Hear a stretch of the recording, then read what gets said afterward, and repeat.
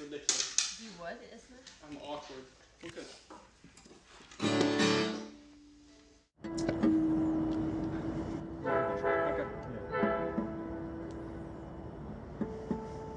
When I started, I was like a habitual liar when I was a little kid. And how can you monetize habitual lying? And songwriting is the way to do it. And then I just ended up becoming very narrative. I often joke that sometimes I have a constantly running narrative in my head, and whenever I always think in stories, and it's the way I've always been. Whenever you're in South Mississippi, you always go through these really goofy stages in your life. Like, I remember I wanted to be skateboarding, and I don't think there was any concrete like within a 15-mile radius of where I lived. I wanted to be a professional paintballer. I didn't own a paintball gun. There was just all these ridiculous things that I wanted to do, but my dad handed me a guitar, and it stuck. I've been doing it ever since. I don't remember anything awesome I did before I started playing guitar. I was born my father's son, but every single day since, every single day I've been falling on my knees for something I can't see, someone that I'd like to be. I've been playing my part on a mediocre stage, and lately I'm afraid to change. I've got all my lines rehearsed, but what makes it worse, I don't like the role I've learned. I've got time and space and a pocket full of change, with a head full of bad ideas, and the time that it takes to learn from my mistakes, I will be a better man. I will be a better man.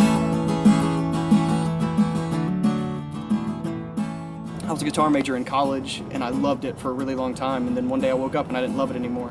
So it took me to kind of let it go to fall in love with it again. I love music now more than I ever have, and it's because I realized I needed my agenda. I needed my time frame to do it, and I needed to do it my way, which turned out to be songwriting, and I didn't know it the entire time.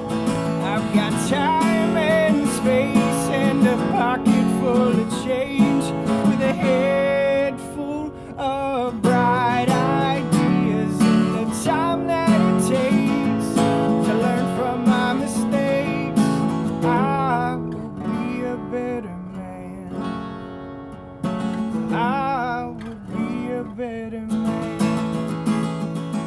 Better Man came out of a really, really unique time in my life, in that I've had one legitimate job where I showed up and I punched in.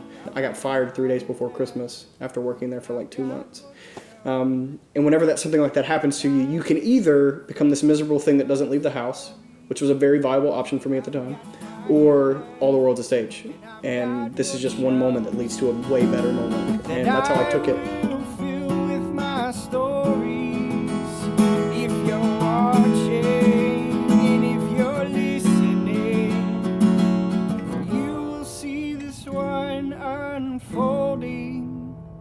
Cause I've got time and space and a pocket full of change, with a head full of the best ideas, and the time that it takes to learn from my mistakes, I will be a better man. I will be a better man. For like the first month of being in O Jeremiah, I literally notated everything down like a music major. Like rehearsals I was like, took 3 hours. It really did. I was like, can you sing that again? And then backwards, and then no. So it was just this long process, and I would like notate everything because I thought I had to be like that spot on with everything. And then then I just got better at it with more practice, and it just kind of happened. I was like, oh, I guess I don't have to notate everything. She keeps me grounded because I want to make a fool of myself, because sometimes I feel like that would make the biggest impact. And she was like, sometimes being good also means something. So she's really, really good at pinpointing good things and kind of pushing the bad things aside. I would say that's the best part about it, is that you have an eye for the good stuff. Well, that's cool. Yeah. takes cameras for me to tell you that. But a wise man once stood at the edge of the world. He said, oh, the things I've seen. But in all my history, tomorrow is the scariest thing. I was writing the lyrics, and I got totally mesmerized by the idea of a wise man that has seen everything that could possibly be seen, and the unknown is the only thing that scares him. Because whenever you confront the unknown isn't scary anymore. The unknown is this thrilling roller coaster that you can't wait to get in line. You know, you'll wait an hour and a half with your pretzel and your beer or whatever you do, and you'll take that ride over and over and over again. And it's the most accepting the unknown is whenever life gets really interesting. That's when you can get dirty in all the right ways. Wise man once stood at the edge of the world.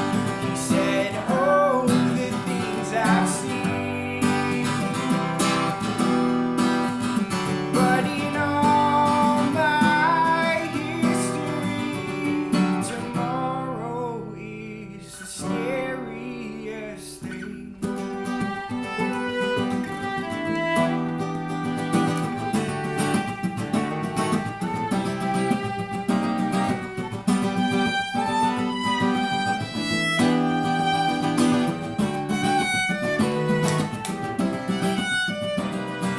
There's value to experiencing life in the messiest, filthiest way possible. Grass-stained knees are knees that are at work. You know, dirt on your shirt means that you're doing something worth talking about. I don't want to keep going through life absolutely clean. You know, I need the longest shower ever to get all of this life off of me.